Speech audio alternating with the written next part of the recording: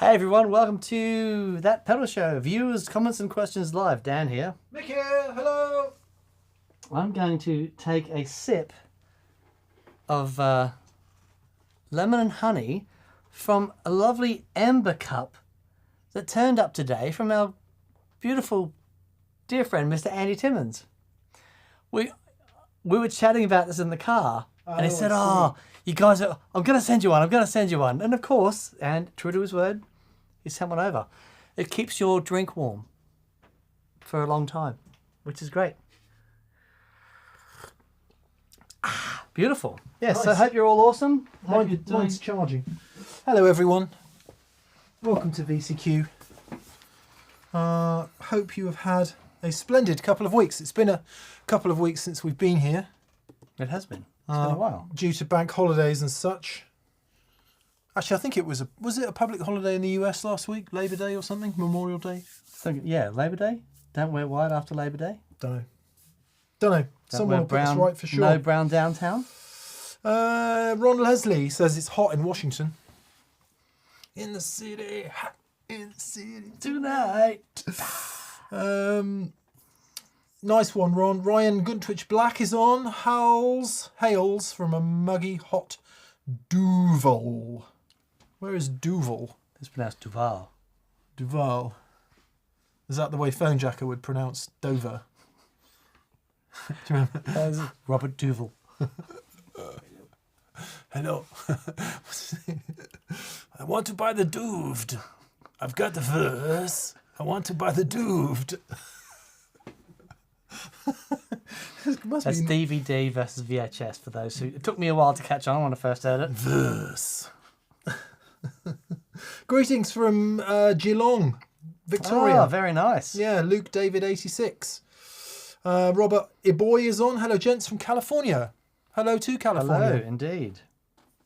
Hi, Mick. Hi, Dan, and everyone, says John Channing. Hi, John. Oh, hi, John. Eagle Ray Rob is on. Greeting Legends and Tone Pilgrims.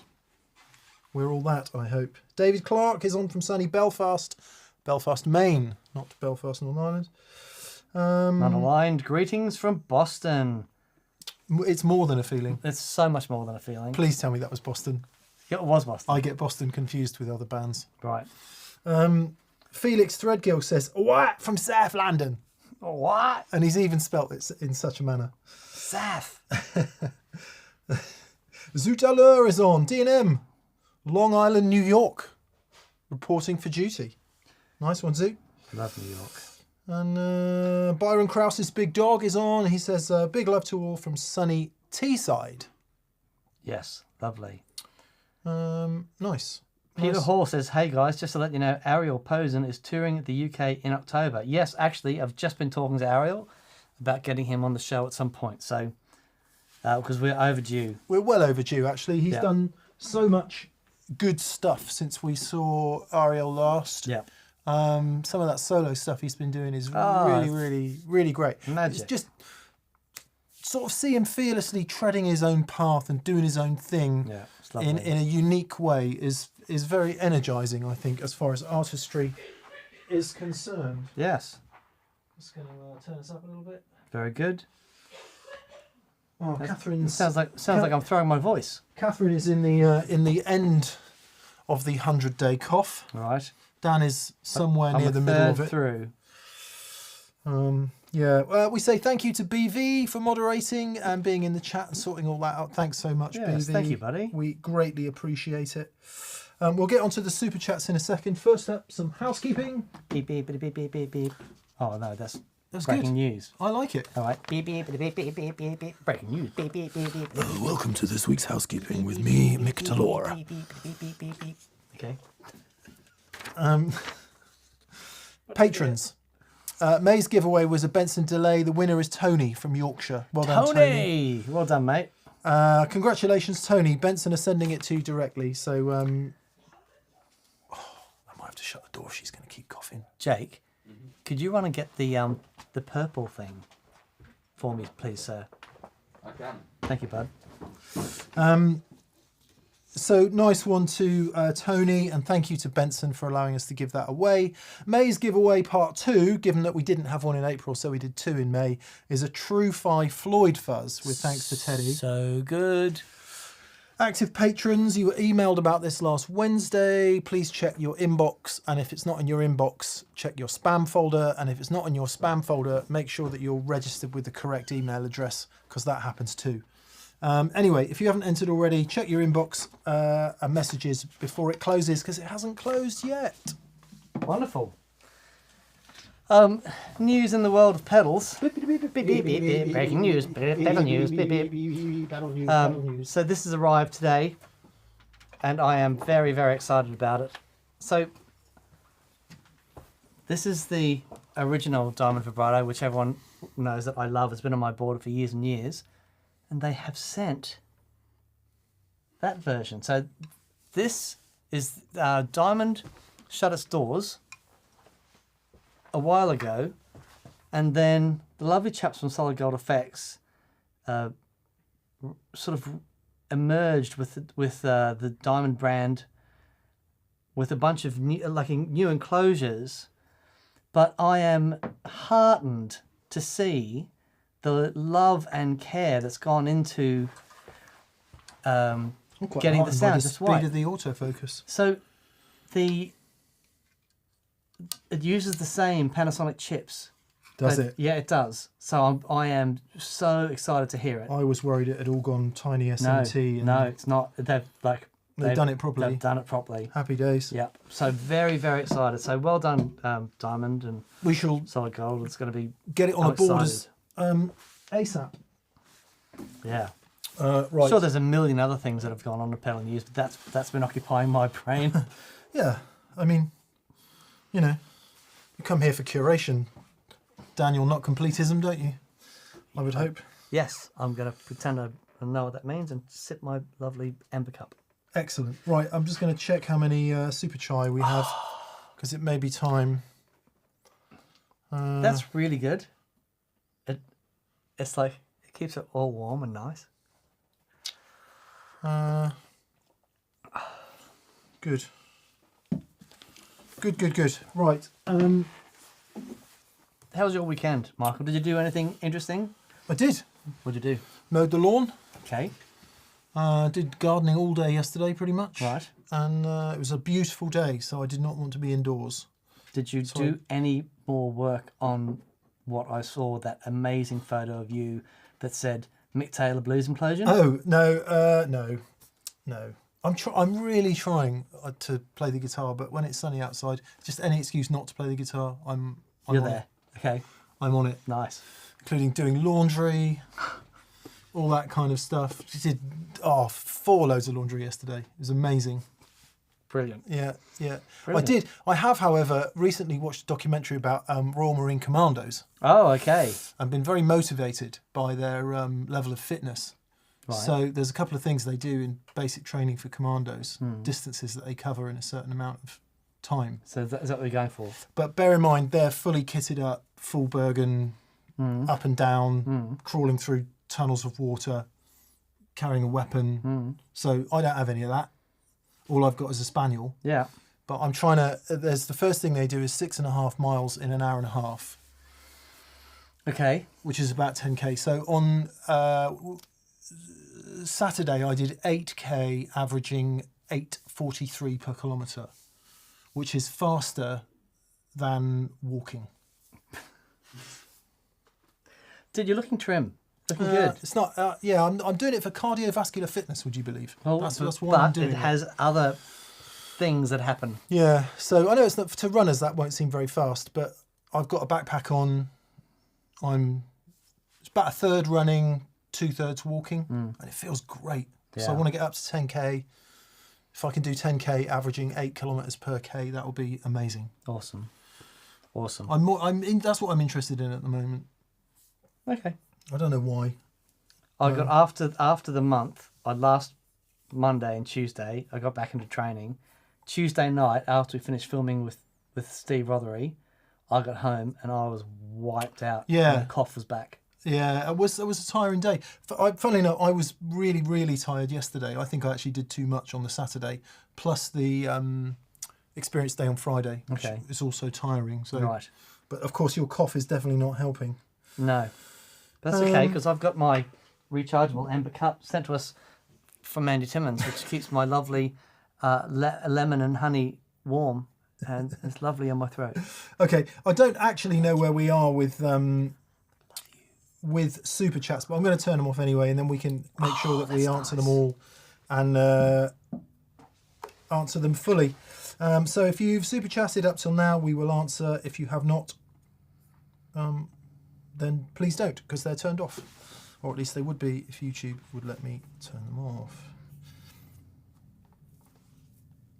If you get served an ad as well, sorry, I put them on the least frequency they can possibly be on. So, right. And I'll just need to remember after the thing uploads to YouTube to turn them off, turn the mid-roll off. YouTube make it impossible to turn the mid-roll ads off. I apologise. Because, you know, we hate money. Happy Hockey says, Andy loves you guys. Those amber cups are crazy expensive. Oh, wow. Thanks, Andy. The packaging it came in is outrageous. Feels very Apple, doesn't it? Yeah, it does. Very Apple. Yeah. When you close the lid and it goes, it's, yeah, very nice.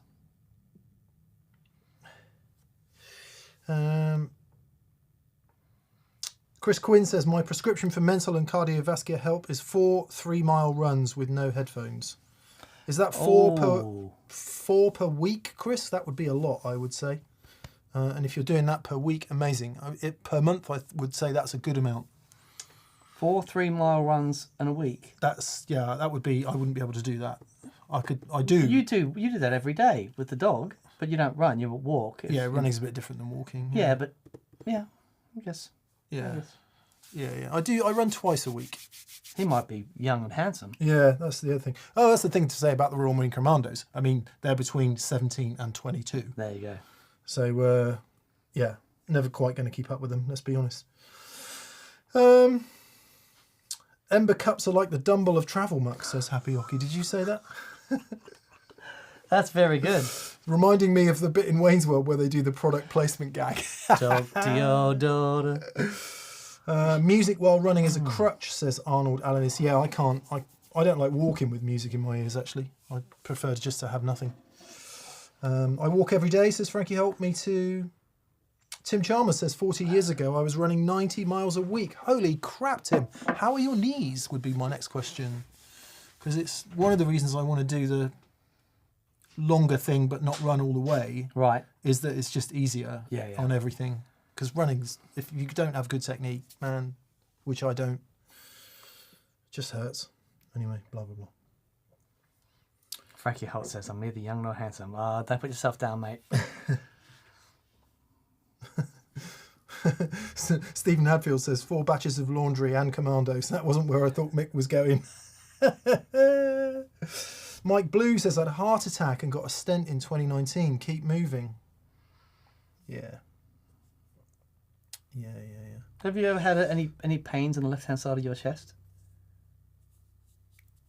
Yes, when I got back from Nam one year, short story, went to the health walking centre because I genuinely thought I was having a heart attack. Right. Genuinely. I was ambulance. No, I wasn't ambulance. They didn't have an ambulance. Catherine drove me to the RUH where they attached all the business. Yeah. I mean, it clicked into gear like I've never seen before. Right. And guess what it was? No idea. Indigestion. So I apologise to all the National Health Service workers for wasting their time. Awesome. Have you? I haven't. I've had some pains on this side, but a couple of months ago, I had a pain. Yeah. But I just pulled a muscle.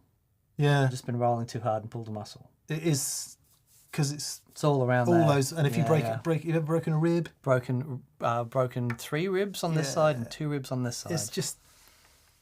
And they don't heal. And the intercostal muscles there get all torn and stuff, and that's just nasty. No, not good. And that feels like you're having a heart attack. Oh, it's the worst thing ever. The time you want to worry is when you stop breathing and hit the deck. Oh, okay. Worry That's then. actually a heart Worry then. Right, got it. Brilliant. So I don't mean to joke about heart attacks. Quite a few of my mates have had them. Anyway, blah, blah, blah.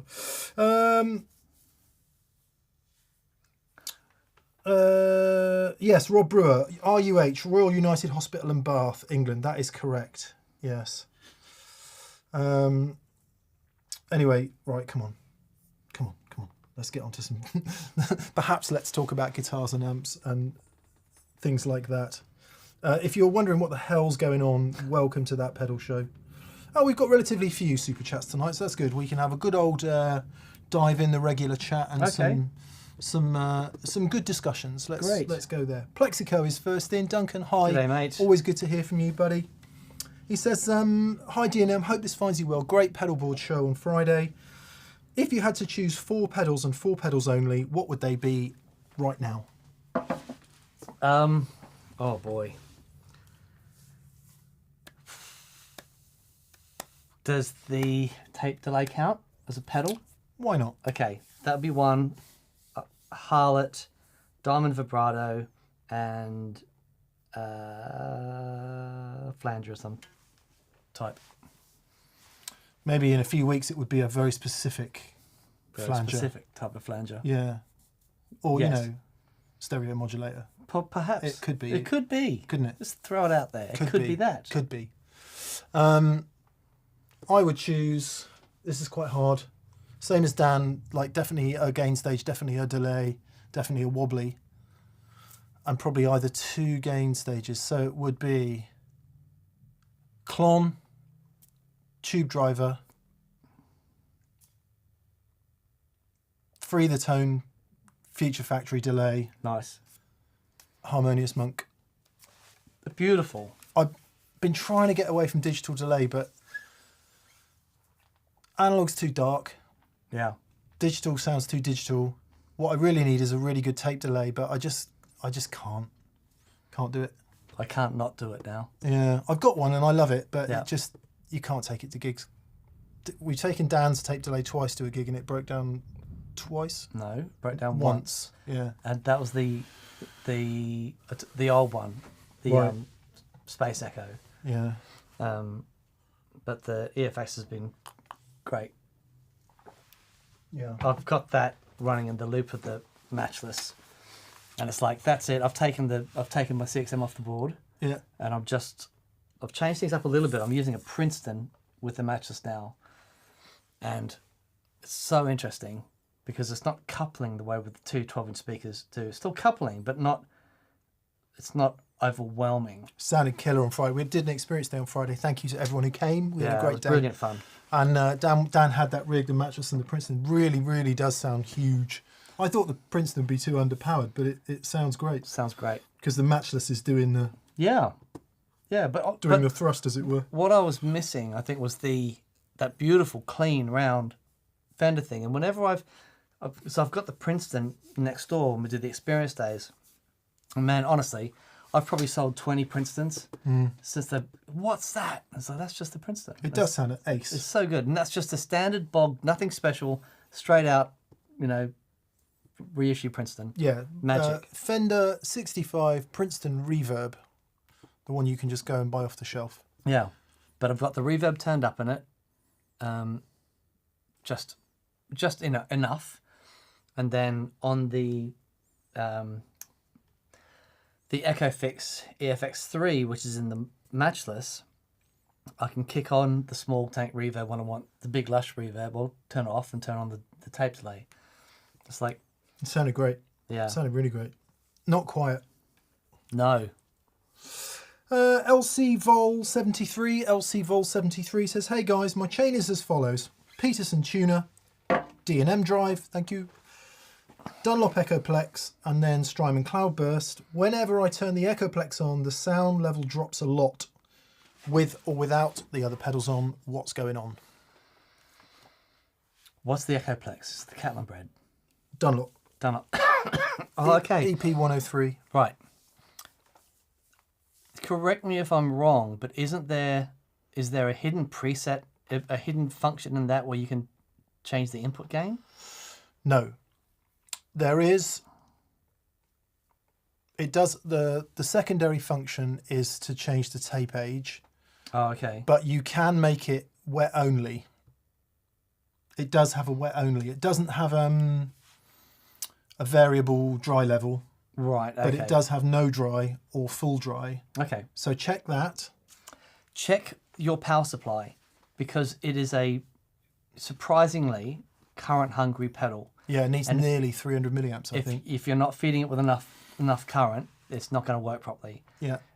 Because they've also done a lot of work to get the preamp right in that, as well as all the processing. So it does take a lot of juice. So make sure you're feeding it with enough love. It's also stereo capable, so make sure that it's set internally for Very good.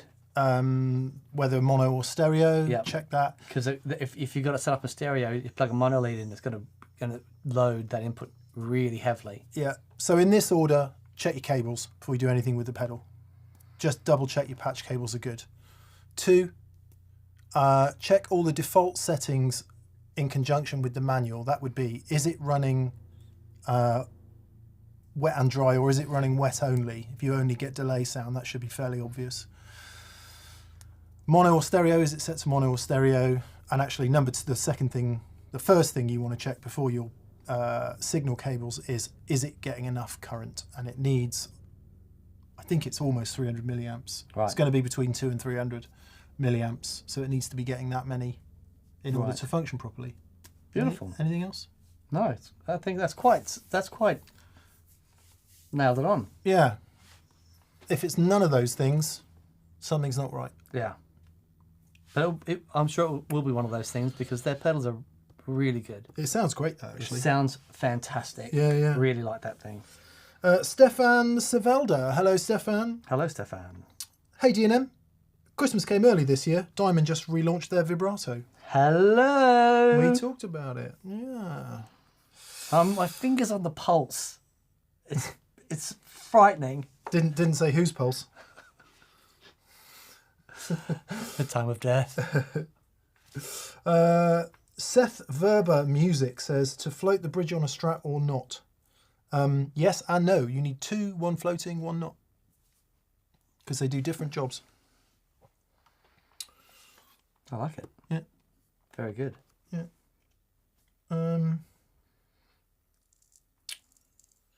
Good. Tombstone says, Dan, I was at a gig last Thursday, stood next to someone who I swear could have been you, but the glasses were wrong. Yeah, it wasn't me, unfortunately. No,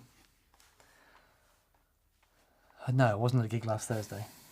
What's the worst thing Daniel Steinhardt can say to you after he's fixed your pedal board? What's that? I'm not Daniel Steinhardt. Oh, you thought I was that guy? It's a reworking of a Willie Nelson joke. Okay. All right. Very good. Joe Halliday from Hello Sailor. Hi, Hey, Joe. buddy. It was really good to see you on Friday. It Joe was so good. Joe attended an experience day and, bless him, bought a pedal for everybody. Had built pedals for everybody on the experience day, and in addition built one for us to give away as next month's patron giveaway. So Joe, your generosity continues to amaze us. Thanks, mate. Amazing. So Joe owns Hello Sailor Effects, builds the most extraordinary pedals, and the work that goes into making them look the way they do. Joe, I put this picture out on Instagram because it was too good not to share. Joe made me a fuzz.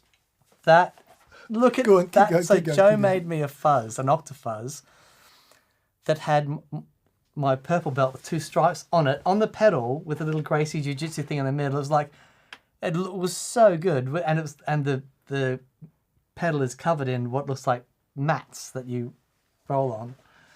And I'm like, he's like, oh yeah, I just looked online and found that you were purple belt 2 stripes. So I put it on there. Like, this is just wild. Made me a lovely fuzz. Maybe transgressing some of Dunlop's trademarks, but anyway, we won't worry about that.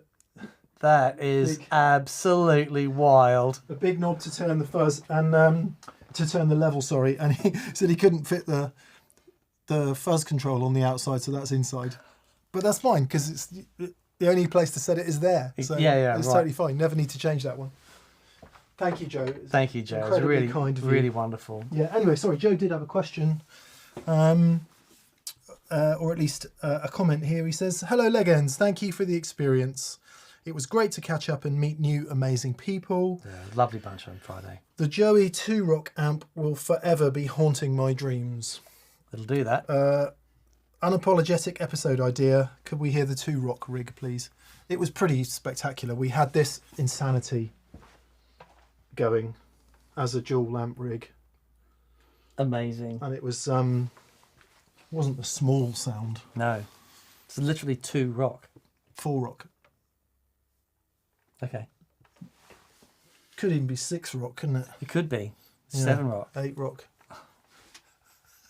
It was very nice. It was very nice. We also got a chance to hear the 1974 Marshall Super Bass that we've got on loan from Overdrive Guitars. Check out Overdrive Guitars Check that bad boy out. down there near Heathrow Airport. And that is a spectacular sounding thing. Hopefully we'll get that in a video before it goes back or somebody makes a decision to buy it. Matt McGrath. Hey, Matt. Hello, Matt. He says, "Leg ends. Hope everyone's week is off to a good start. I yield my question to the chat." Ah, That's very nice of you, Matt. 555 says, I saw Dan on a mobility scooter at McDonald's. We're not there yet. We're not there yet. Okay, so in the chat,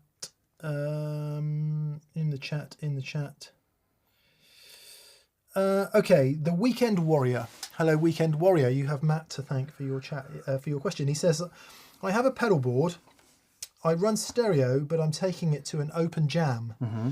When I plug into an amp, can I run it mono, or do I have to disconnect the stereo cables?" It's a great question. Yeah, so you can, if you have a stereo summer. If you don't, then you'll need to disconnect the stereo cables, because when you plug the stereo cables in, the pedal knows to split the signal. And if you take so you have the in and out, and it might be 2 ins and 2 outs, left and right. And you'll see one side says mono, the other side might be left mono, and the other side says right stereo. When you plug the stereo cables in, it knows to split the signal. You get the left image on the left-hand side, right image on the right-hand side. When you unplug the stereo thing, it sums those signals together, so you get a mono output. Now it depends on the pedal. Sometimes it doesn't necessarily sum things together. Sometimes you just get one side. If you got one of those old 70s choruses that are sort of funky and out of phase, it'll just give you one side of that modulation. Otherwise, it cancels each other out. So, if you're the easiest thing to do when you go to the jam, depending on how many stereo pedals you got, let's say you got 4, just pull out the 4 stereo patch cables and you'll get mono straight through. But if something that you plan on doing frequently, and you just want to switch between them, it can be helpful to get a stereo summing amplifier. And that's just a little 2-in, 1-out thing that can sit at the end of your board. JHS do one, mini pedal size, Yeah. 2-in, 1-out. Yeah. Yeah. Yep. Paddy's Guitars and Gear, Paulie's Guitars and Gear wants to know, what about the White Whale version 2? Any thoughts? We have one. Had it on my board for the experience day on Friday because the Marshall doesn't have any reverb. Like it a lot, actually. The version 1 I like a great deal, but the new one adds harmonic tremolo and they've revoiced the reverb a bit. Plenty of level on tap. I really, really liked it. The only thing it doesn't do is the really big, long, kind of, massive long tank spring reverb, by dint of the fact it can't do that. It does a pretty reasonable stab at it, but it's still a short tank sound to my ears, which many people, including Daniel, much prefer. It's really cool, really cool machine. To get all of that in a small pedal that doesn't require too much power is pretty decent. Yeah. Yeah. Matthew Rocco says, summing stereo is complicated, especially if you're using modulation. Well, it depends. It depends on the modulation. If you've got, I know why you're saying that, and every rig is different. But if you're using a modulation that doesn't flip the phase on one of the outputs, then it's fine. The only other time it can be tricky is if one side, the dry signal, is pushed or left back a little bit to widen the sound a bit. But generally speaking, if it's straight ahead stereo, then summing can be fine. It's what happens in a lot of mono stereo pedals, is they will just sum it. Sum it, yeah. It's one of the reasons Dan and I much prefer wet dry over stereo, because running proper wet dry feels like stereo anyway, even though you don't pan it in the same way, but in terms of the spread, the sound spread you get is colossal. Secondly, if you are only using one amp, you can just use the wet side, no problem. Yeah. And that's sometimes actually that's a good shout actually. Sometimes if do try that, try just coming out of one side, because if you're using ping pong delays and that sort of stuff, you'll only get one delay. But give that a go, because sometimes that can actually sound better. That can work. Yeah. By the way, on the White Whale V2, I was going to suggest we do a spring reverb show tomorrow. Yeah, love it. The only thing, I'm going to have to get the Surfy Bear back off Simon. Okay. Because he's got the Surfy Bear. I'm going to text him right now if you could entertain the people. Otherwise, I'll forget.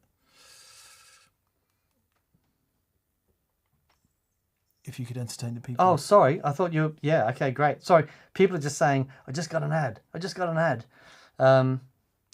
Yeah, sorry about that. We have tried to limit the ads as much as we possibly can. Yeah, cool. Well, there you go. Gordon Rankin says stereo bouncing will cancel each other out. I think it depends on the bouncing. But yes. Yeah, so yeah. Sorry, I have to do that there and then, otherwise I would forget. Yeah, I totally get it. Isaac Draper. Hi, Isaac. He says, I've recently done some garden gigs with the dreaded extension cable through the kitchen window. Awesome. I too have. We have all been that soldier, I believe. Still lovely and hot. Still, it's great. Look at that. That's even glowing red. Ember. I hate it when people bow down to advertising. Thank you again, Andy Timmons. Extension cable through the kitchen. Can you recommend some methods to deal with noisy power? I'm already using Dan's generator. Oh, bless you. I think we need to do that show, and we need to get some power conditioners in. I'm washing my hair that day. That's okay. I'll do it. It's really interesting, if you're a big Sato like me. But it is what goes on. So, there is a story of a famous studio in London that the studio was built at great expense, and they had everything set up and they were recording, and then every now and then they noticed a noise. They couldn't work out what it was. And then someone noticed that the noise happened every time the train went outside, and the foundation wasn't isolated properly. They tore down the studio. Wow. To start again. So power is really important. I think looking at things like Furman power conditioners and all that sort of stuff, it's worth a conversation. Whenever I do a pro rig or dealing with an artist that has a professional rig, generally they'll have some sort of power conditioning in their rack. So yeah, it's worth a look. While Nick is washing his hair. Yeah. I think from a safety point of view, that's one question in terms of all of that, circuit breakers and things. If you're running cables across gardens, it rains a lot in the UK. That's one thing. But oh my God, it's just, yeah, you have to have a power conditioner, don't you? There's no other way around it. Yeah, yeah. It's yeah, power conditioners are good. I mean, I've gotten away with it till now. It all depends on where you are. Like where we are on a farm, it sometimes can get a bit funky. When I used to play at the Gold Coast in Australia, and often the gigs there would have trouble with the power. And it worked out because the Gold Coast is basically built on sand, and you don't get a good earth. And so it's it could be good. It could be a fun 7 minutes before you lamp me with that stool. Here's a list of power conditioners. Mick is going to turn all the noise reduction on the voice mics off so you can hear.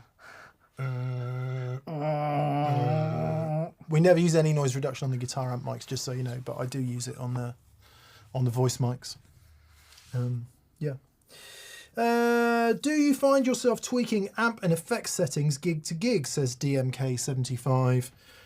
Gigging guitarists will all know what sounds great at one gig will sound terrible at the next. Yep. What are your thoughts? Yeah, absolutely. Yeah, I would have specific amps for specific venues. That's why I hate presets and diving menus, because I can't change it fast enough. Yeah.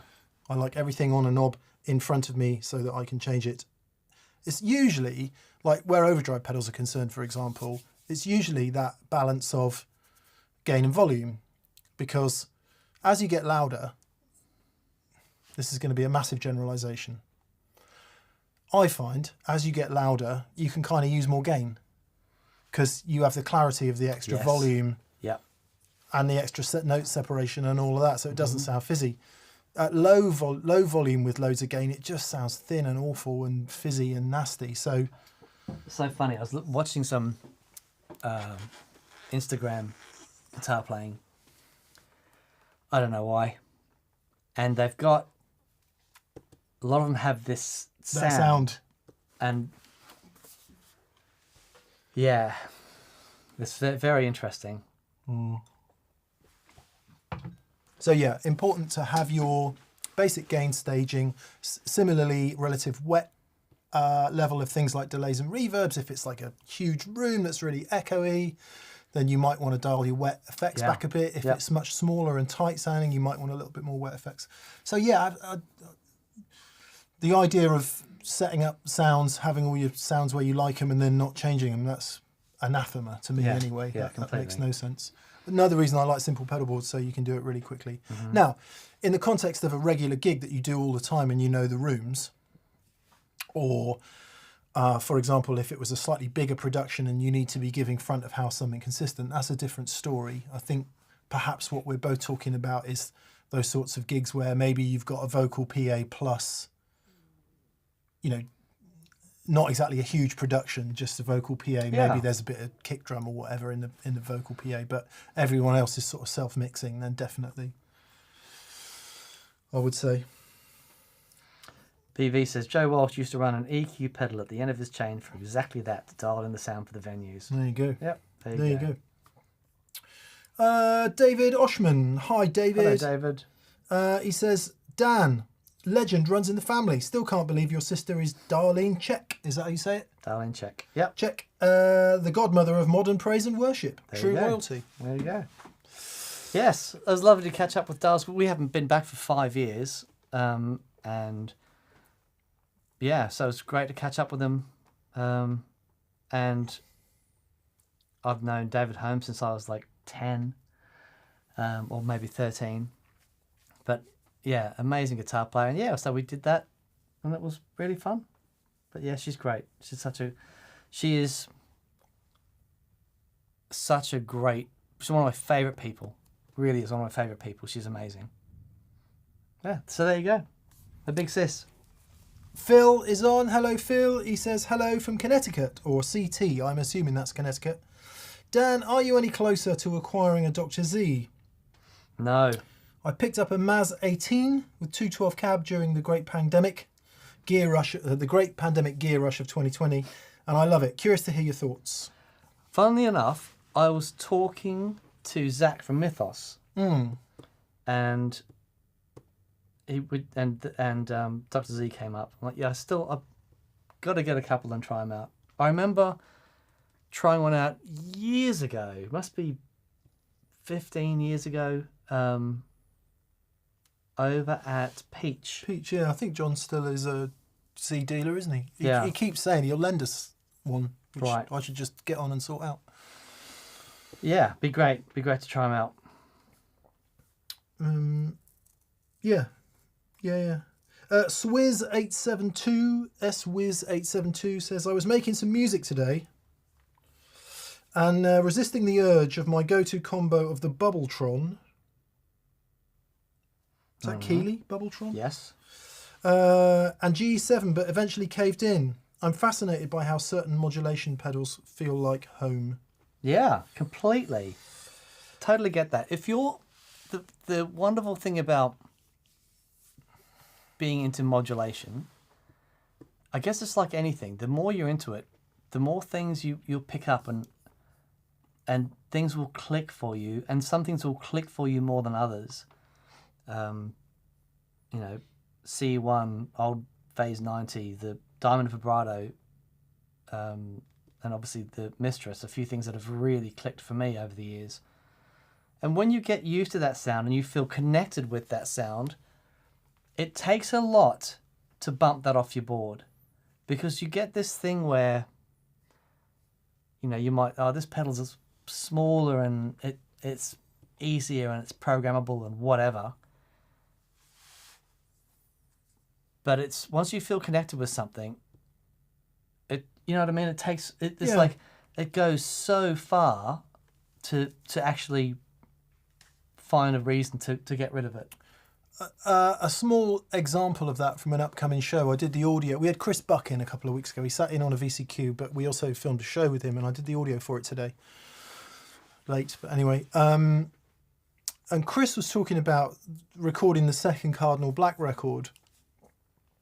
And you'll see this in the show, but he has a rotary speaker emulation in his Helix, did he say it was? Right. I think like a digital emulation of a rotary speaker. For the record, they thought, oh, let's use a real one, because the producer is a massive fan of old analog gear and all that, and they did. And he went back to using, they preferred the model. In the track. Not just because of that, but because he was used to playing it. Oh, what? Yeah, that's right. So the interaction with the effect itself, it wasn't necessarily about the sound. I think they said they preferred the sound of the real one, but it wasn't necessarily about that. It was about the way he was playing it, because he had learned how to interact to it. And I think that comes back to the sort of heart of your question, the Bubbletron and the G7. You know how to interact with it. You're not thinking about it. Maybe you're more in the flow of playing, and it's not in your way. If you're not into modulation, it gets in the way pretty quick. You know, you're playing away there, and then you suddenly stick on a, I don't know, Univibe. It's like, oh, that's different. Yeah. So being used to it. So yeah, that makes sense. I guess Dan would be that way with his flanger. Completely. With the Electric Mistress, and with the C2 for that matter. Yep. Yep, completely. I mean, C1 is a good example for me, because it's not just about the sound of the modulation, which is amazing, but it's also the sound of the preamp. Yeah. So all of those analog modulations, that they have a character that if you connect with, it's very hard to, you know, kick them off your board. Yep.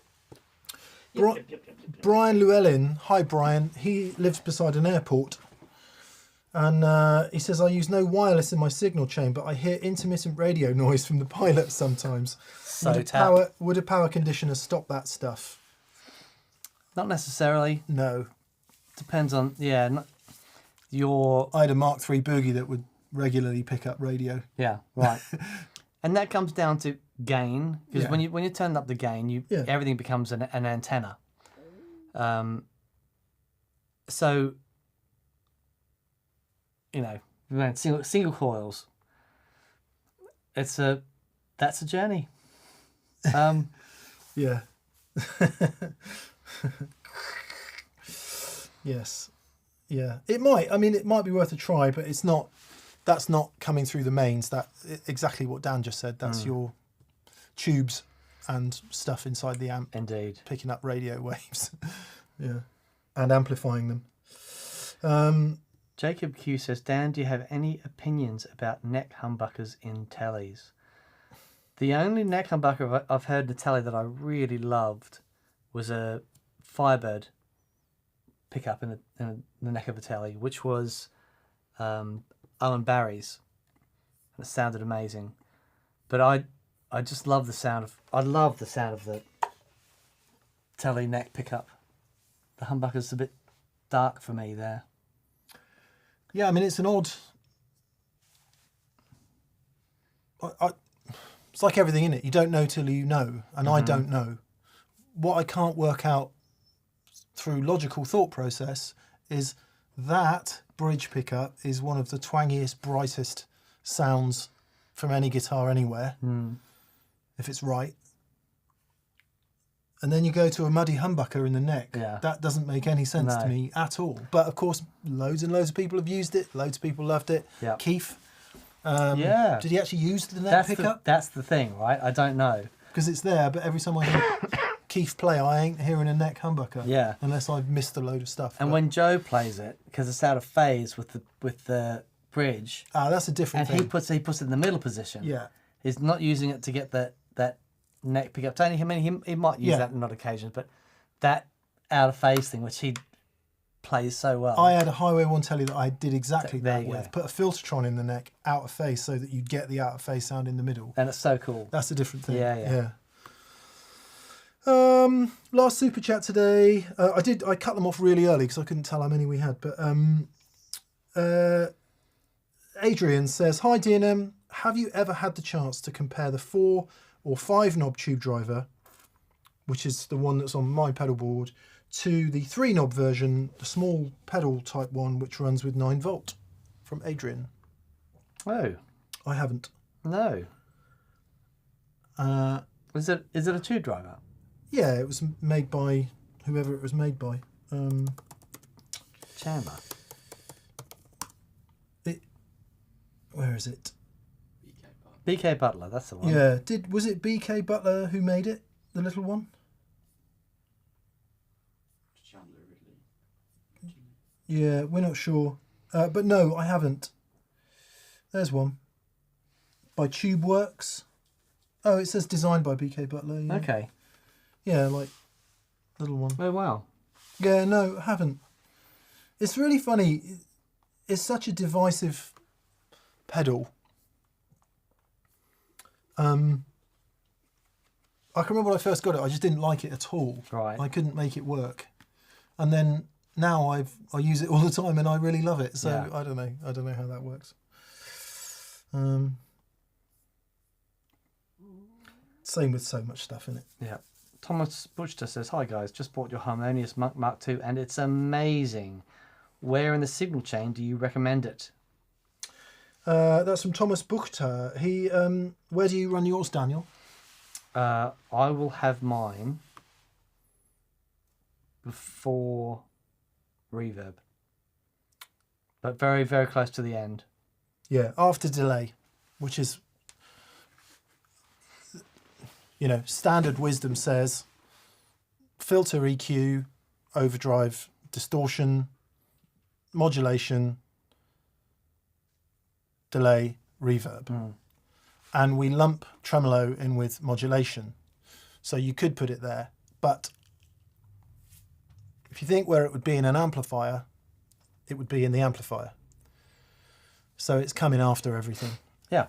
I mean, try it right at the end. Try it like the last thing. That's kind of where I have it if I'm not using a reverb pedal. The reason for the delay thing is if you put your trem before your delay, it's less subtle than it sounds like it's going to be. If your trem is on a down, a quiet phase, when the note happens, your delay pedal or whatever comes after that doesn't get that note, so it doesn't get repeated.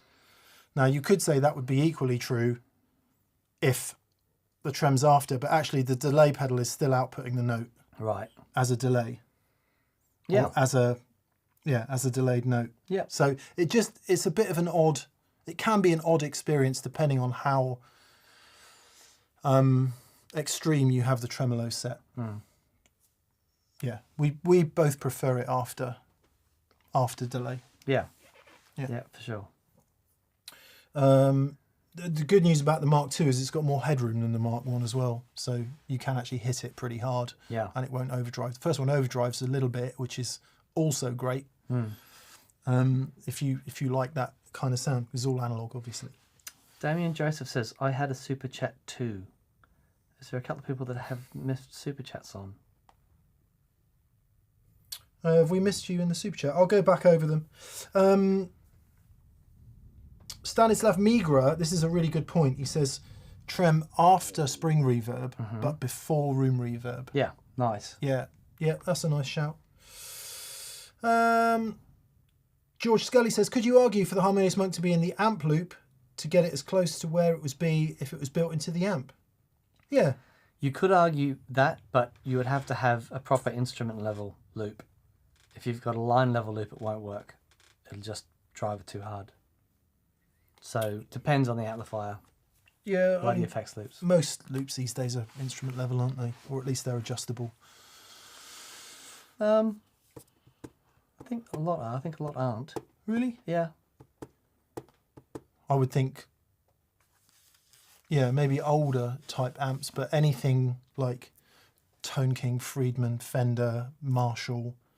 I think anything with a loop in it designed by Dave Friedman. All the is common, gonna have that. like the common modern amps, I think, are going to be instrument level, or at least attenuatable to instrument level. Okay. Don't know. Let us know. What's your experience with effects loops? What have you got? What level is it?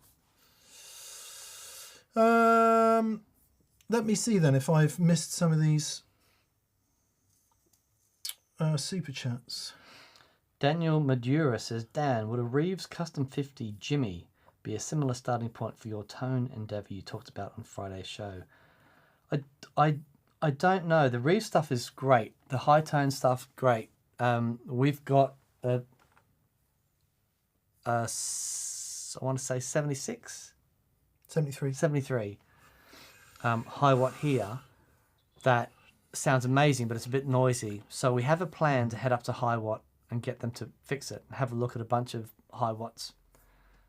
I do love the high watt clean sound. It may well be in the running. We shall see.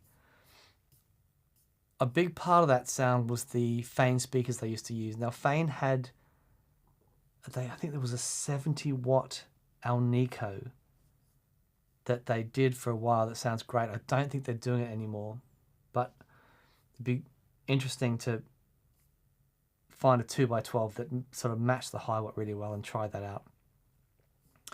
Or just head down to Robbins, get the dumble out, take a micrometer down there to get every, nanometer of that cabinet and the speakers and get one built.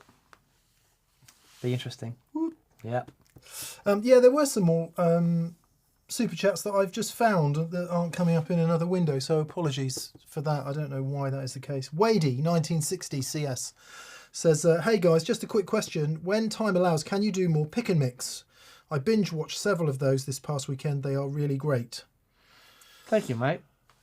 You're an outlier. You're a trendsetter. We've tried a few formats for short pedal shows that do that kind of thing. Recently, we did, what did we call it? Effector du jour.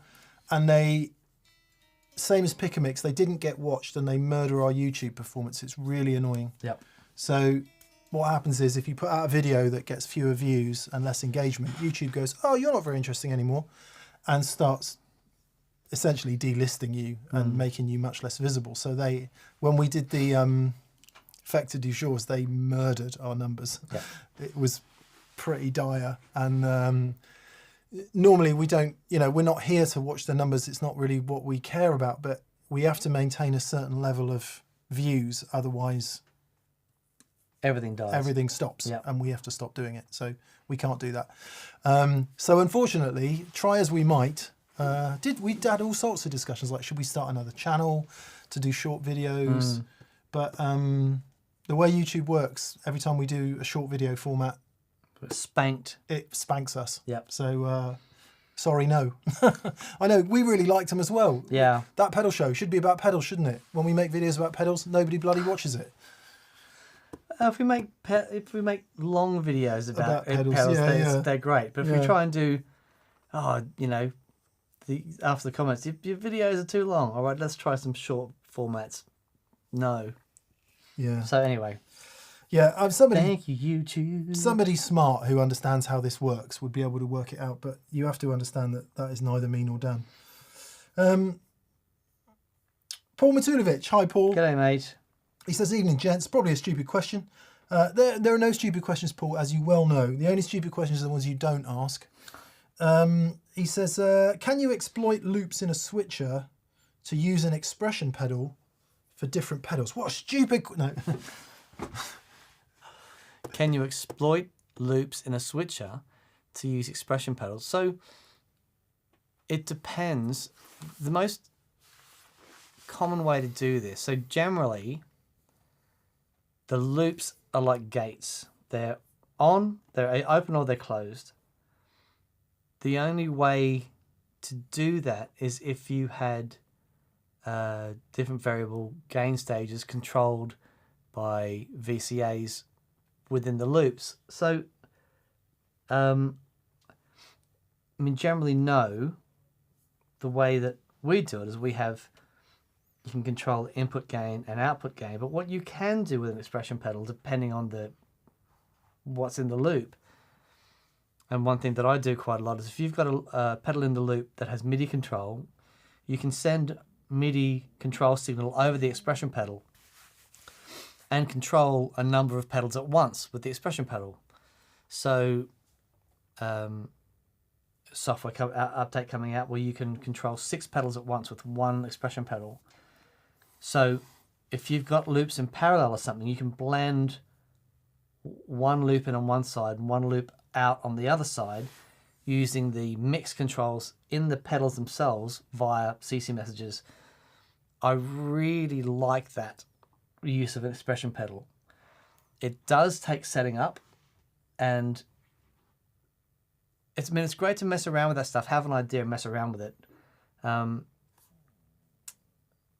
Yeah, but generally the loops are acting as gates. So unless you have, I think the old switchblades you could do some stuff with, but they were, all buffered inputs and everything like that. So yeah, it all depends on the switcher. Aaron is on. Albus Band, he says it really puts a perspective on things though, doesn't it? Too much beep perspective now. Why aren't there more food served on a stick, he says. In the US, we have popsicles, corn dogs, skewers. Stick food rules. That is such a great question. Well, we have chicken satay. Yeah. That's a good stick food. It needs a certain viscosity, doesn't it? It does, because you cook that too long and it's a bit chewy. But stick food in general. Yes, yeah, you need to be able to stab it. Yeah. I I think there's a food truck idea here. Yeah. You also need to soak the stick in water before you barbecue or cook anything, because I've done that quite a few times. I've got excited, put skewers and kebabs on the barbecue and came back and there was just charcoal on the ends. You getting excited? I can't imagine. That's unusual. Yeah. I think there must be a food van, stick food, themed food van. Stick shift. Dickman van food. Stick it in your gob.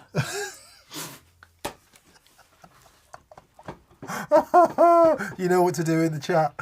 Wow. There you go. You, sir. No. Excuse you, sir. That's very good. Yeah. Very good. Yeah. Okay. We'll keep that rolling. Thank you, Aaron, as usual.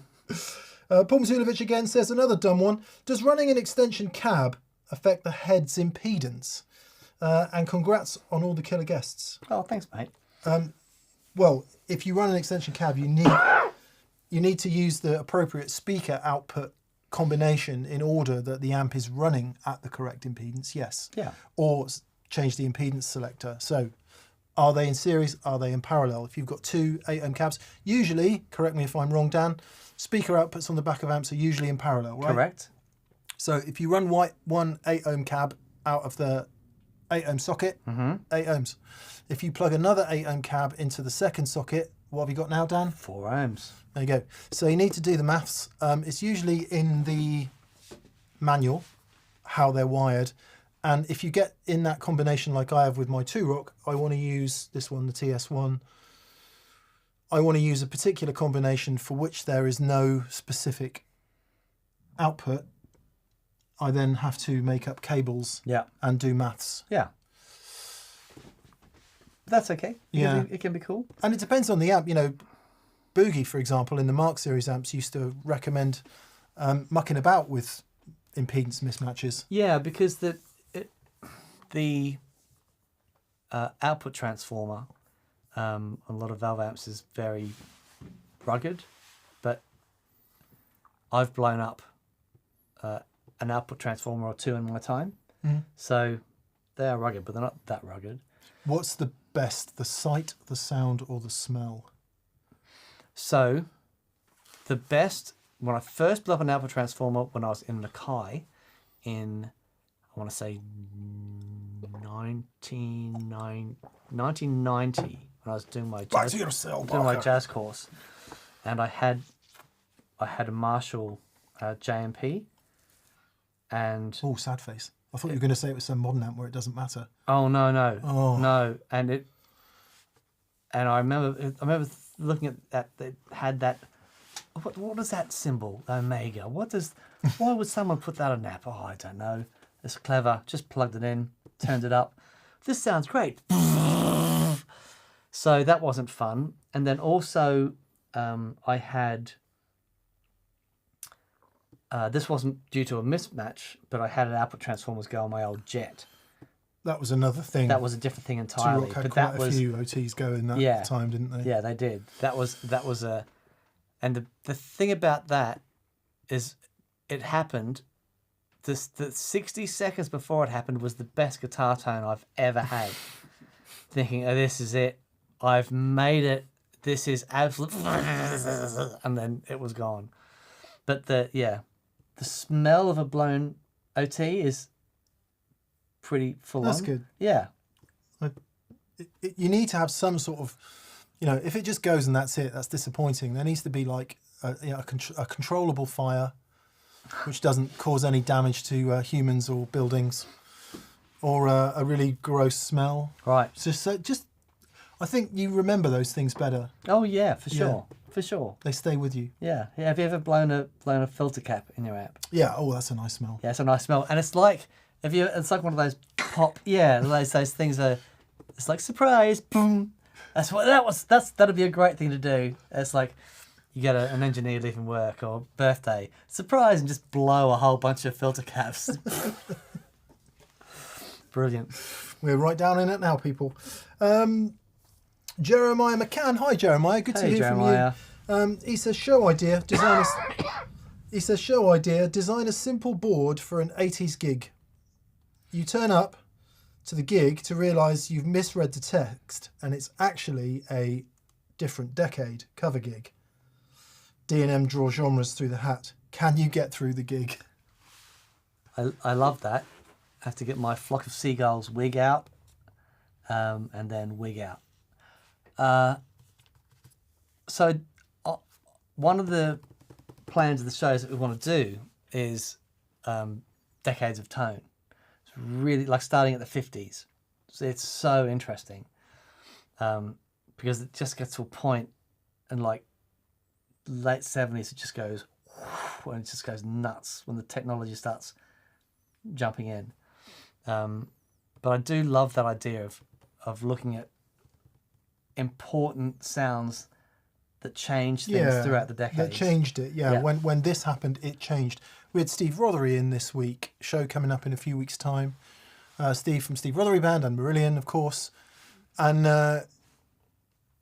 we were talking with him about, as they made their first records, that was that was right on the cusp of that change, Yeah, wasn't it? yeah, completely. In a big way. And of Yeah. course you hear it in the music and you hear it being used for the first time.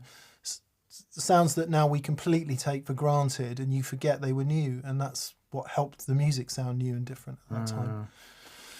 And now of course we can have it all in a flipping app on our phone and not feel all it's the spongy same. and magic about it. Exactly. Yeah, it's not right.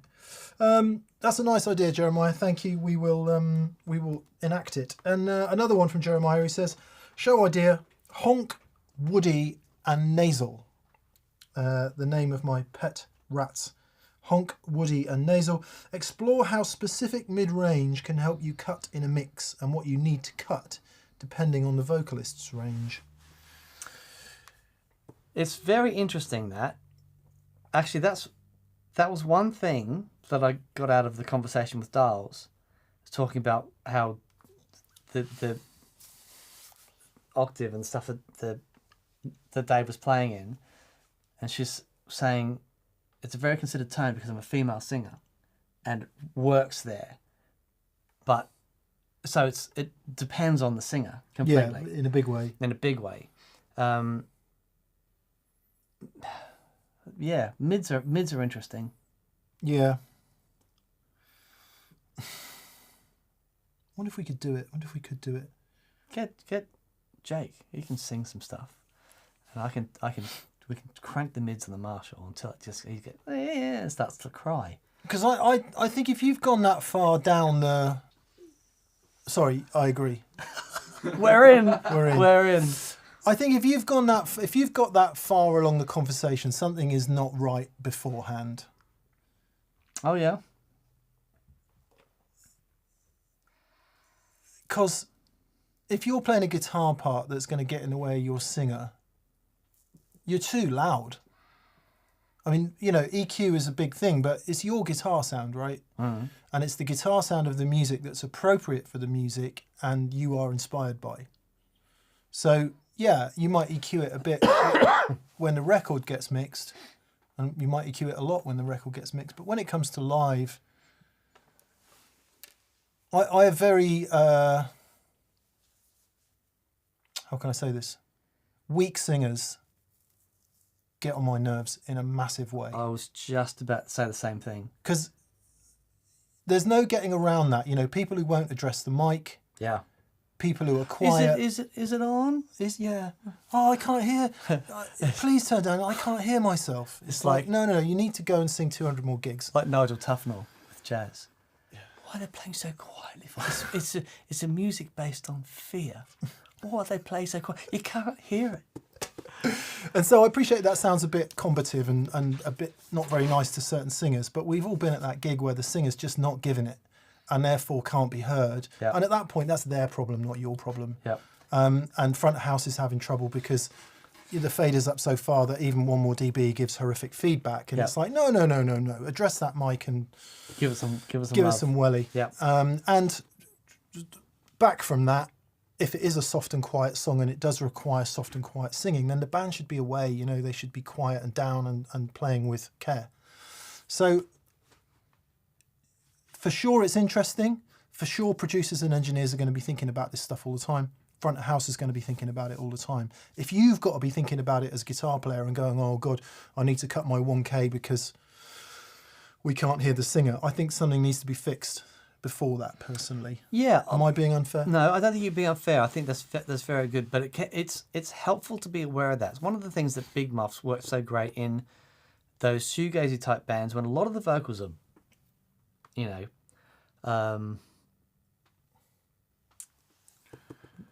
it carves out a space. Yeah. And so, because those bands are so loud. Now imagine that they were like really mid-forward guitar tones.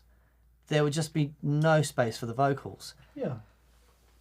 But I agree entirely. So I was having a chat to Paul Stacey the other day, and the Black Crows are in town, and Paul Stacey used to play guitar for the Black Crows. He's produced a few of their albums, and he stood on stage at the sound check when the guitars were up and really loud. There you go. And Chris Robinson as a singer on stage with the amps cranked and everyone's lifting to that, and he is a powerhouse. And what Paul's saying is, in that environment, like the drummer has to lift, everyone has to lift, and the singer lifts, and it's like, but there's so much vibe there. He says, you're on stage with that, and says, how can you not have the time of your life when everything sounds like that, and it just, that sound envelops you. When you listen to, I mean, Tom Jones is an obvious pick because he's got such a powerful voice, but what a difference with a singer that can just deliver that. Yeah. There's, you know, the dynamic range that gives the rest of the band, you know, is you're being you've got to be sensitive about it, but it's like, it's epic. The opposite of that, if you've got someone that, as you said, that can't address the mic, is very timid, Everyone's tiptoeing around. then it's very, very difficult to be dynamic in that situation as a band. Yeah. Well, it's not unusual. Yeah. Sorry, been waiting for that for a while. Well played, sir. Well played. Dan's picked out two singers there who are Epic. utterly epic. Yeah.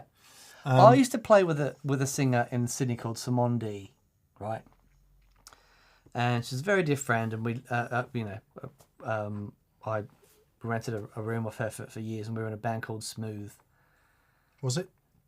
It was a funk band. It was like a 9-piece funk band with horns and So stuff. Edge should have been called Edge. It should have been Edgy Smooth. Yeah. But she had the most powerful voice, and the band rocked, and it was loud. And because she could lift to that, man, the gigs were so exciting. But absolutely, the singer sort of dictates to where the band can lift to. Yeah. Yes. Perhaps then, to bring all that to some sort of conclusion, a show on EQ in general.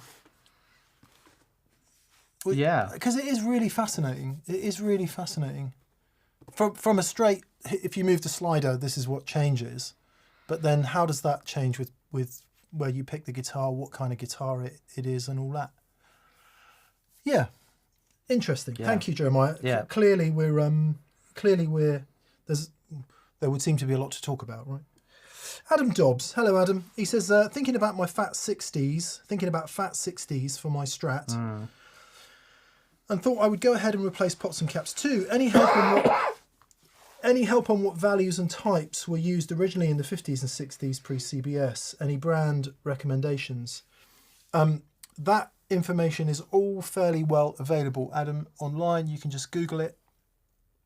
Always 250k pots. But what has become fairly well known over the years, and I've heard this from lots of techs, that some of the best sounding Strats they'd heard had pots that were closer to 280. 270, 280. And if you think that a lot of modern pots might have actually not really modern ones, mid-period pots might have had a tolerance rating of plus or minus 20, which is bonkers. Yeah. So, you know, a 250k pot could have been 200k, and that would have been marked. They tend not to be quite that low, but so if you on pots, go for 250, and if you buy from, where are you? Looks like you're in the US. Find a reseller that specifies a certain tolerance. Now, in addition to that, I just bought some 280s that you can get from bare knuckle pickups here. I got one Strat in particular that's a bit darker than the others, so a 280 will help it sound a little bit brighter. And that's the same for all three. Caps is a different matter. So the original Strats had a 1 microfarad. Is that right? I get confused between me micros and me picros. 0.1 it will say on it. And then as time goes on, it then became 0.047, so about half that. And then some people will go down to 0.033 or 0.022, which you'd more commonly find in Gibsons. But if you start with the 047, that would be a good middle ground. And this is where it starts to get complex, because a lot of people don't like the 0.1 because they say it rolls off too much upper mid-range. But what it also does is it really affects the taper and the cleanup and some other things as well. So then you get into it. So I would say go for 250k pots, 0.047 cap. It's a good place to start. It's a great place to start. And then you know that changing them out, you can go brighter or darker depending on what you want. And of course, the guitar makes a big difference. The pickups will make a big difference too. Fat 60s, it's just one person's opinion. Thumbs up from me. Every Strat I played that's got them in, I like it. What does Rabia's Strat have in? He used to use Fat 60s, and now he's got his own signature bare knuckle ones. So I remember the Fat 60s he had. I thought this Strat sounded flippin' magic. It still sounds magic, but I remember when he had them in. Yeah, Fat 60s and Fat 50s, they're just great. You can spend so long going through boutique pickups, and you know, Fender Custom Shop I would hope is considered boutique, but maybe it's not as boutique as Lola or Ron Ellis or Bare Knuckle or any of the other brands you could think of. But yeah, do some reading. As someone who's made quite a lot of vlogs on this and gone down the rabbit hole for 20 years, try not to do that, because it's a hiding to nothing. Make a decision, pick it, wire it up, play it. Yeah. And then change. If you've got a specific problem, like it's not loud enough, it's not bright enough, it's too dark, it's not dark enough, then make the change. But if you don't have a specific problem, don't change anything. Yeah. Would be my advice. Yeah, I mean, I got read to a point where it's like, I'm just not touching that guitar. Yeah. You know, then just get on with playing. Which is easy for us to say, right? Because we've gone through this. Yeah. And spent hours worrying about it. Yeah. But that's fruitless hours. That's the, you know, the imparting of wisdom, Michael. Yeah. But you don't know until you know. I'm a great believer in that. Yeah. It's all very well someone tells you something. Yeah, Imagine if you'd done all the things people had told you. I'd be so rich. Yeah, exactly. We're not, humans just generally aren't very good at taking advice, are we? We're not very good at doing what's good for us. We have to find out for ourselves. Oh man. And the journey, absolutely. The journey is probably worth it. Ruprecht. Good luck, Adam. Good luck. Good luck, mate. Good luck. Damien Joseph is the last super chat today. He says, "Hi guys, I recently bought a custom shop Gibson. Congratulations. I'm super scared to gig with it because of the cost. Do you gig with your pricey guitars?" Right. Yes. So this is the argument for relics. This is the exact argument for relics. People are like, why the hell would you buy a guitar that's scratched up? Because you're not scared of it. That's why. And that's a really good thing to, you know. However, I remember I was auditioning for a rhythm section when I first got to Swindon. I was going to get a band together. Trombone. Yeah. And this girl drummer and her boyfriend bass player came in, and she was the powerful part of that relationship, shall we say. She was very forthcoming with her ideas. Right. And she was a good drummer, but they had bought him a really nice Fender Jazz bass that she wouldn't let him play live. Ooh. Right.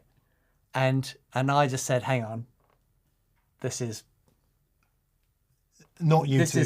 Yeah. Goodbye. Yeah. Thanks for coming.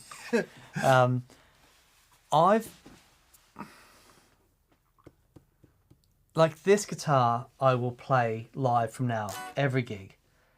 I would never feel, I mean, you know, between sets, I'd have it with me when I go to the bar to buy a drink. It's different though, isn't it? With a vintage guitar, it's different because it's already had its damage. Okay, so you're talking about scratching the guitar. Another scratch. Yeah, okay. If you put another scratch on it, it won't matter because it's the 50th or 60th one. I totally get it with new. I get it.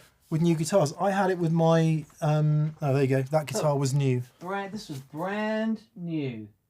right? Every ding, every scratch, real.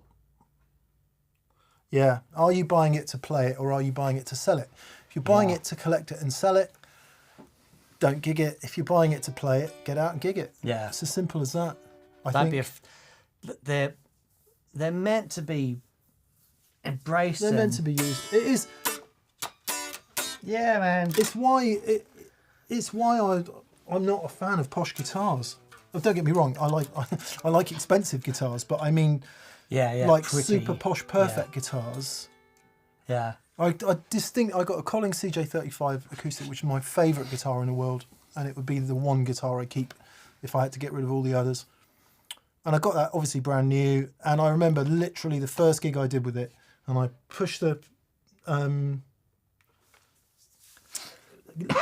cable through the strap to plug it in, and as I did it, it went doosh, doosh, straight in the top, ding, and I was like, great, Yeah. First one's done. we're over it. Yeah. First one's done. Very good. And actually, I've done tons and tons of gigs on that guitar, and it's still in really, really good shape. Yeah. But I remember, because when I'm at your house and there's the Taylor on one side and the Collins on the other side, and I always pick up the Taylor because I don't want to put a ding in anyone else's guitar. Oh, mate. But you know what I mean? It's like, Yeah. but you always say to get me, it. why aren't you playing that? You know? Yeah. And I'm like, well, I know, I've got this because little I'm doing that. baby Taylor, and I come down in the morning and Dan's playing. Why aren't you playing that guitar? Yeah. But I wouldn't do that to anyone else's guitar. But Yeah. like you, like I've got my Kincaid, there's pick scratches on that thing. Because Yeah, I picked it up and I was like, No, we get it. We understand, and it is a legitimate concern, especially if you are thinking that you might want to sell the guitar, because obviously a nice pristine guitar, a few dings on it, you just half the price, so half the resale value pretty much. But if you're going to play it, ding it, and then don't be scared of it, because you're going to engage with a guitar that you're not frightened of far better than one you have. completely. Yeah. Completely. Yeah, it might be contentious, but, you know, yeah. That's Yeah. as much as I'll say on the subject. Yeah. I am. Yeah. The best guitars are the guitars that have been played. And they were all new once. Someone picked it up and just went, this is ace, and had at it. Yeah. So if you love the guitar, just play it. Dino Guitar Guy says, Buddy Guy always left his best guitar at home until someone pointed out that he couldn't keep an eye on it at home. If someone burgled him while he was at a gig. That's brilliant. I love, Joe Bonamassa takes all his expensive vintage guitars out on the road because they do a thing. It's part of the joy of going to see Joe's, hearing those incredible instruments. Yeah, the vintage thing is slightly different, isn't it? Because they are already worn in, most of them. They are, but he doesn't approach those guitars with, No. it's like, oh, don't touch. He's like, he's given it the beans. He's really digging in with those guitars, and it's beautiful to hear. If I strapped on a burst, I'd be a nervous wreck. But I guess he's got a few, so he can afford it. Yeah. Just seeing where we are. We might finish a little bit early this evening. Pizzas tonight, not meat feast. Pizzas. Pizza feast instead of meat feast. We can have some meat on the pizzas. Yeah, you go. The first scratch is the worst. After that, it's all good. First Says scratch is the worst. Alan Pardo. Thanks, Alan. Okay. Tom says, paying more for scratches because you're afraid of scratches. Humans are hilarious. Yeah. That's so true. I empathise with the people that just don't get relics and are completely apoplectically angry about it. Yeah, sure. And some people just they're like, they can't get it. They can't get it. Yeah. Simon Law found this for me in America. And I would have had a relic guitar, but I couldn't afford a relic guitar. And he found this for me, and I spent 20 years relicing it myself. Paulie's Guitars and Gears says, you're talking about scratches. What about theft? Scratches and dings are the least of the problems in some of the venues I've played. Yeah, right. Well, that's a gig by gig decision, isn't it? That's a gig by gig decision. Jeffrey White says, what's the best Marshall style overdrive for a deluxe reverb with an SG? I don't know if it's the best, but I'm going to thoroughly recommend this.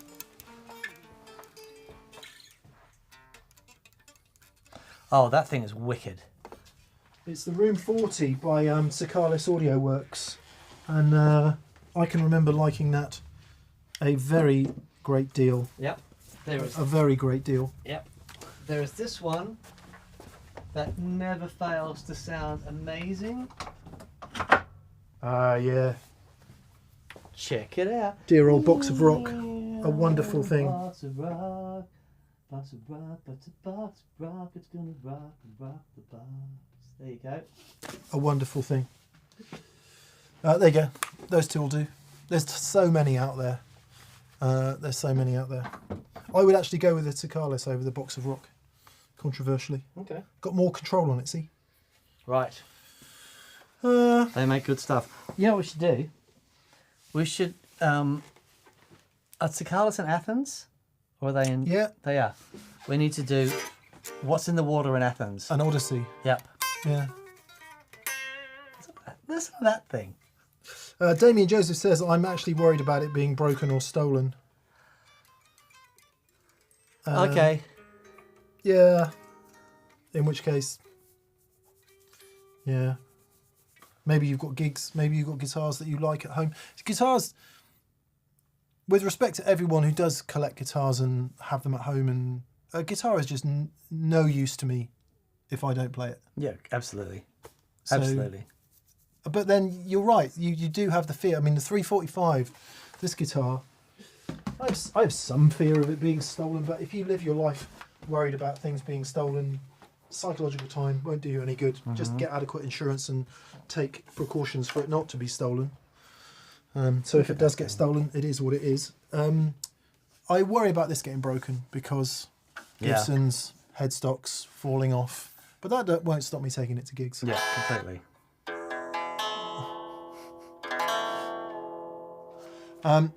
Once I modify the wiring. Nice. Oh, that's better. It hates me because I'm not playing it at the moment. So it really hates me. You know, it's guitars. I think it's Guitars love you when you play them, and when you don't play them, they hate you. right. I think it speaks highly of you, though. Man, it's such a wonderful sounding bit of wood. It's a great guitar. It's so great. The stereo gubbins makes it impossible, though. So Yeah. So Chris Smith has said DG bought what would become the Black Strat after losing a guitar on the road, presumably stolen. So there you go. I'll tell you a little story. I had a 1964 L Series Strat in Sydney. And I'm doing the music for this. sorry, you do that. I was just... So, I had a 1964 L Series Strat in Sydney. It was stolen out of my lockup, and I was very sad, Dan. But then I need to one- pause. Okay.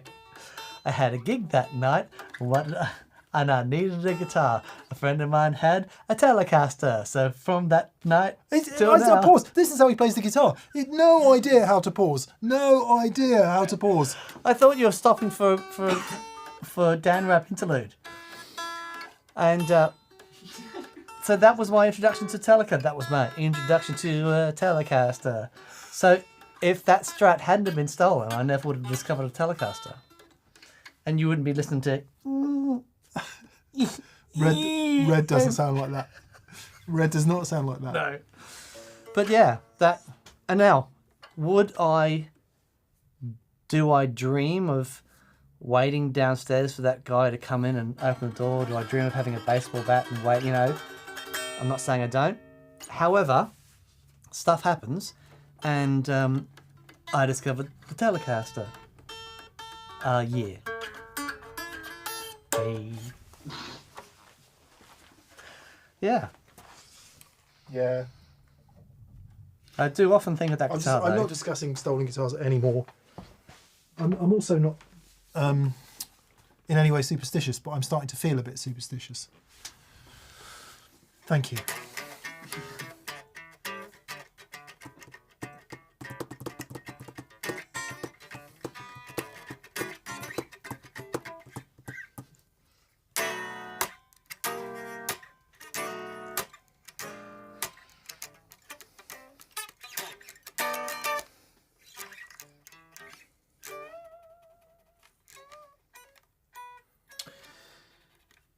Cactus Bed GC8 says, question for Mick, are you happy with the Lola Imperial low winds you put in your 335? I'm planning to put some in mine. Yes, I am, in a big way. I did quite a few gigs with the guitar before I changed them. I basically could only use the bridge pickup. Since I changed them, I've done more gigs with it, and I'm much happier with it in a gigging scenario. They don't sound as fat, but that's the last thing I want out of that guitar, because it already sounds colossally fat in the first place. So yeah, I do, and I find that the variance, I don't know if it's because I changed the wiring or if it's in addition, but the variance in tones throughout the travel of the pots is so much better as well. So yeah, it doesn't come across on the video like when you hear them side by side. It's like not much of a change. Actually, the change in real life, real gigging levels is massive. Yeah. So yeah, I'm very, very happy with that change. Nice. Backer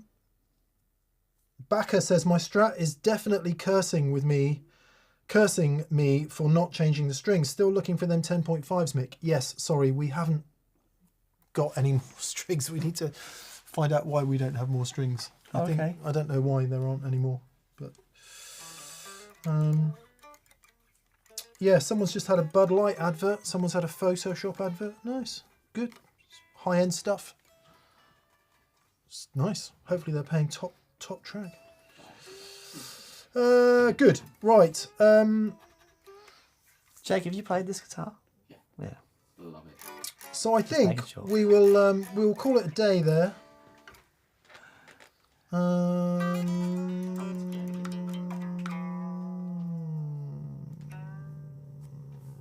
Yeah, lots of people obviously very worried about having their guitars stolen. I mean, I get that. I get it, but yeah. Well, I mean, on a practical note, one thing you can do is, if you are worried about it and you need to go for a pee or whatever, or your guitar's on a rack on the stage, you can just ask somebody. You know, you can get someone in your trust that between the two of you, someone will have eyes on it all night. Yeah. And that's, if you're that worried about it, there are things you can do to minimise the risk. And if it is a risky place and stuff does get nicked, then yeah, make a different decision. Good. Okay. Todd Roy wants to know, are there any Strat vlogs coming up? Maybe one or two of your Strats need some love and you'll film it. Says, that sounded dirty. I didn't mean it that way. None planned, Todd. I'm there. So there's nothing that needs doing. I'm very happy with the Strat situation, so maybe something will change. Maybe one thing that might change is I am thinking of putting humbuckers in one of them, in a Mike Landau kind of way. Oh, now that Mike does it, it's okay to do it. Exactly. There you go. Not full-size humbuckers though, probably mini humbuckers of some description. Okay. Maybe. Just for, you know, because like I need more complication in my life. Yeah. Yeah. Maybe. Good. Okay. Ian Jeffrey says, never accept help loading out from strangers. Yeah, that's good advice.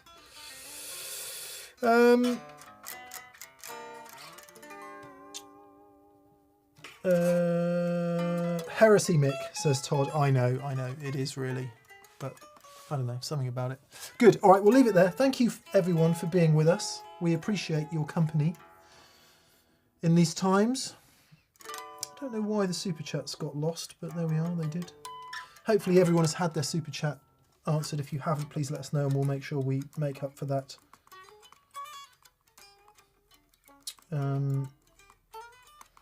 In a future... Matt Swanton says, do you still have Transit Van? Yes, except it's with Mark Kember. It's with Mark Kember, who loaned us the Rickenbacker. So we sort of did an exchange of loans. Right. Yeah. Yeah, I was wondering where that was. I thought you might have moved on. Transit Van? No, it's with Mark Great, Kember. because that's a great sounding Strat. Yeah. It is. It's the Stratius Strat that is in the building. Todd Roy says, we love your company, dudes. Oh, mate, you love your company too, dude. And everyone, dude. All the dudes. All the young dudes. And all the old dudes and dudettes and whatever. Yeah. It's all good. It's, you know what, though? After doing those gigs and being around people again, Yeah. it's a good thing. It's a very good thing. Mick and I are starting up some solo projects. Mick's got the Mick Taylor Blues Implosion, which I'm gutted because I'm not going to be here to see the first gig, but I'll see the second one. And it might end up not being the first gig. I'm going to put some gigs. Look, I've actually done a thing. check it out. Blues Implosion! Look at that! There I am. With a promo shot and everything. I am wondering if we get a cease and desist from from John Spencer. But Oh no! it is a bit tongue-in-cheek, you know. It doesn't sound anything like the John Spencer Blues Explosion. I love that. I'm sort of sorry to say. Anyway, so yeah, look out for Mick Taylor Blues Implosion. Who knows how that will go? Be brilliant. Yeah, kind of. So I'm going to treat it like an alter ego. Backer says, Dan, don't you have an EP to worry about? So, the EP is recorded. Paul Stacey's going to mix it for me. We're just working out a time that I can go down for a couple of days to Kent and get him to do it, which would be great.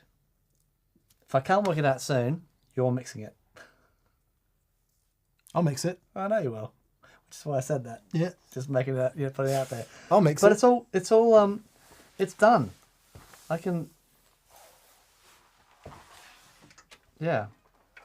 There's 4 tracks. And there's. Listen to that. I've invented this thing. If you get a bit of metal, right, and you put it on the strings, Amazing. What are you going to call it?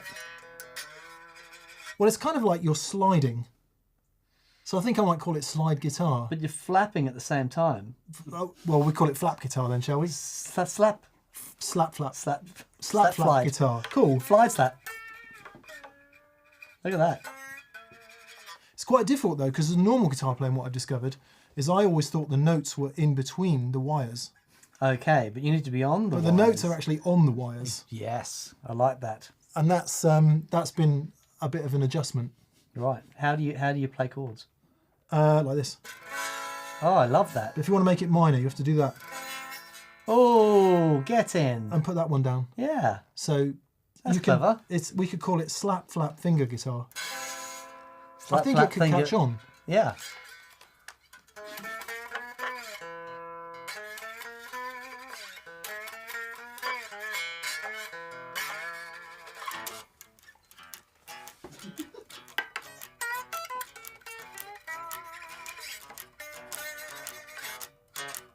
I think it'll catch on. I think you're dreaming. If anyone's watching and you're interested in my new invention, Tell I've him he's patented it. dreaming. God, let's go home. Let's have some pizza. Thanks for being with us, everyone. Yes. Big love to everyone out there. Hope you have a good week. Thanks for being here. Play us out, Dan. Okay. You could slap flap finger us out. I could do.